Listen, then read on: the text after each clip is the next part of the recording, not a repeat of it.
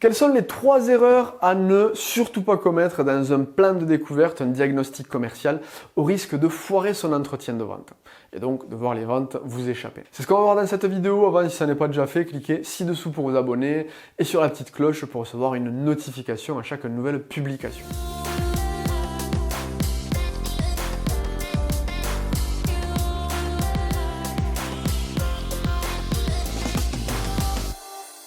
Aujourd'hui, les mentalités évoluent dans la vente. Il y a de moins en moins besoin d'insister sur la notion de diagnostic commercial, de plan de découverte. Je pense que les gens ont compris qu'il y avait besoin et à quoi ça servait. Après, maintenant, il reste des erreurs assez courantes dans l'exécution qui peuvent tout foirer en fin de compte, ça n'est pas parce qu'on a compris la pertinence et la nécessité de quelque chose qu'on le fait de la meilleure manière.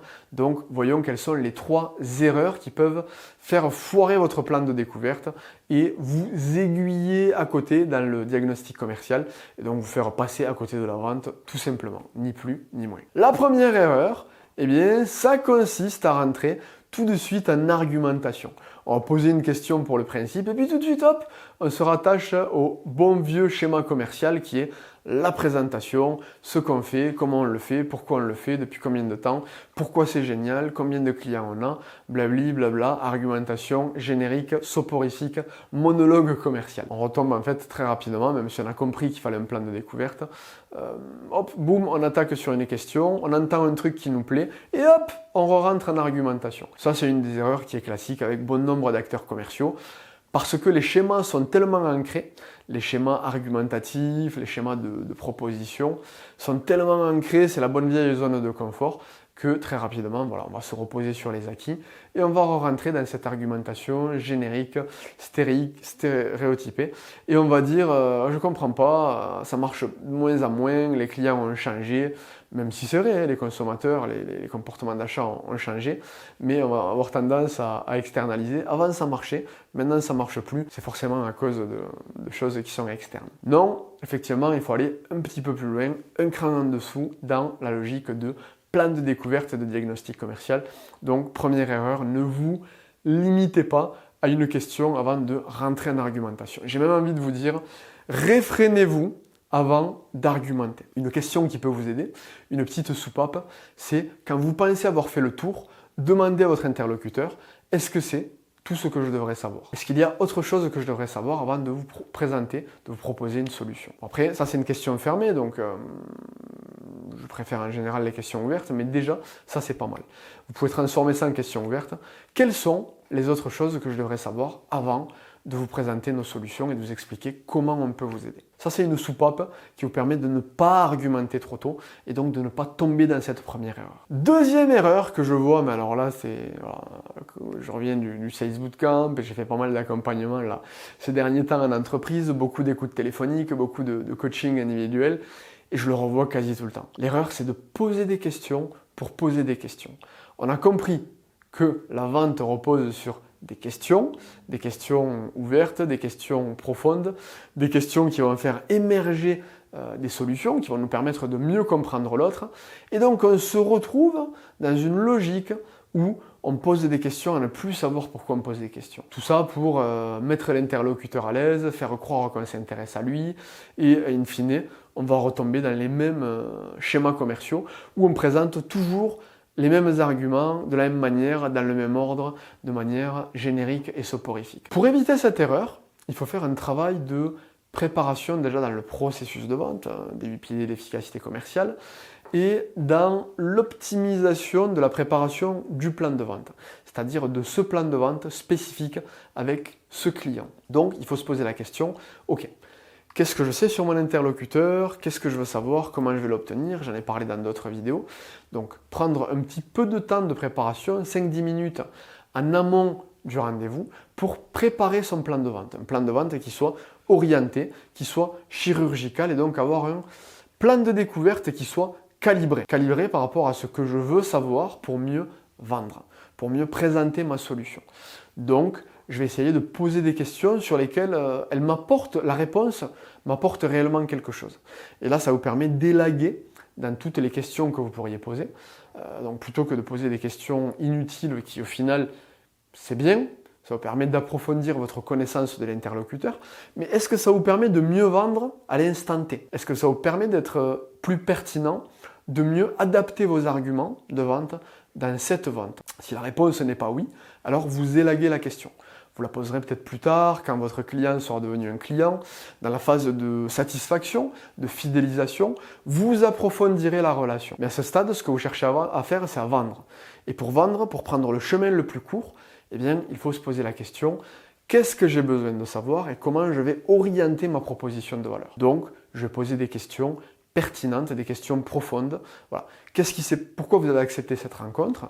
Qu'est-ce qui s'est passé avant de me rencontrer?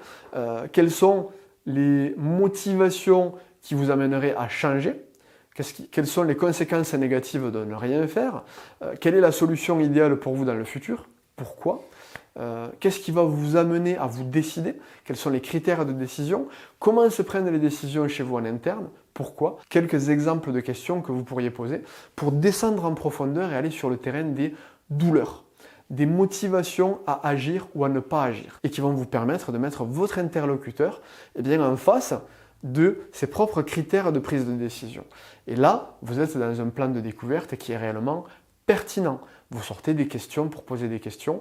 Donc ça veut dire aussi que vous vous engagez à poser moins de questions, mais à écouter les réponses et à creuser les réponses pour co-construire l'entretien de vente. Et enfin, troisième erreur, celle-là c'est un grand classique également, c'est celui qui consiste à rester enfermé dans les questions fermées.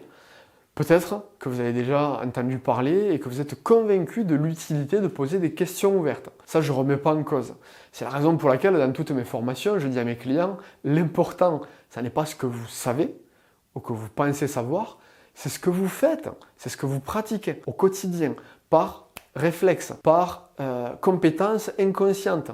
Et là, on a la différence entre les gens qui savent qu'il faut poser des questions ouvertes et ceux qui posent réellement des questions ouvertes en entretien. Je vous le dis parce que dans les faits, dans les analyses d'actions commerciales, écoute téléphonique, accompagnement sur le terrain, mise en situation quand on fait des entraînements en off, par exemple dans les sales bootcamp que l'on fait, dans les trainings commerciaux, on a tout le temps des gens qui sont convaincus qu'il faut poser des questions ouvertes, mais qui, dans les faits, ne posent pas des questions ouvertes. Donc, pour sortir de cette erreur-là, il va falloir non seulement préparer vos questions dans le processus de vente, dans le plan de vente spécifique avant chaque rendez-vous pour un client donné, et vous entraîner pour que ça devienne une seconde nature. Ça ne va pas se faire tout seul. On peut transformer quasiment toutes les questions fermées en questions ouvertes, mais il faut prendre conscience que dans les faits, vous ne posez pas à 90% des questions ouvertes. C'est le réflexe humain, mais je veux dire, tout le monde a ce réflexe-là. Si vous ne travaillez pas dessus, si vous ne vous entraînez pas, vous verrez, enregistrez-vous, filmez-vous, que vous posez à 90% des questions fermées. Et plutôt que de demander, comme je l'ai dit tout à l'heure, est-ce qu'il y a autre chose que je devrais savoir? Quelles sont les autres informations que je devrais savoir avant de vous présenter nos solutions? Est-ce que nous sommes d'accord pour dire qu'à ce stade, la solution correspond à ce que vous recherchez?